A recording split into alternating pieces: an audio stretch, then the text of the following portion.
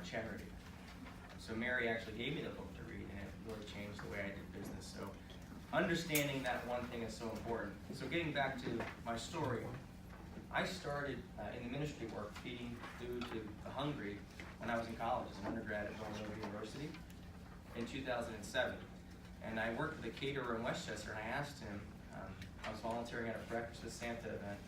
I said, have you ever donated excess food to support a homeless shelter in need? And he said, you know, I've thought about it, but I never actually did it. And I said, well, would you be open to it if I would work on the coordination of the event? We'll serve it, we'll pick it up, we'll distribute it.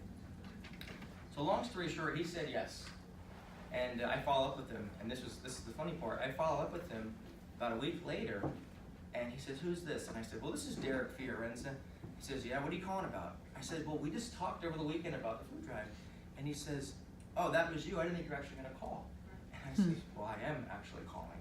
And from that day on, it was put on my heart to make a difference. And that first year in 2007, I was 19 at the time. And I realized that people out there are really suffering. But not only are they suffering from a lack of food, they're suffering from a lack of hope, right?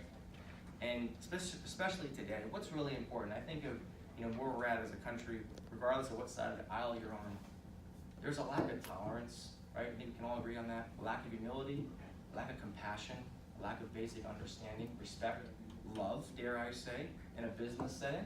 I'm reading another book right now that talks about that.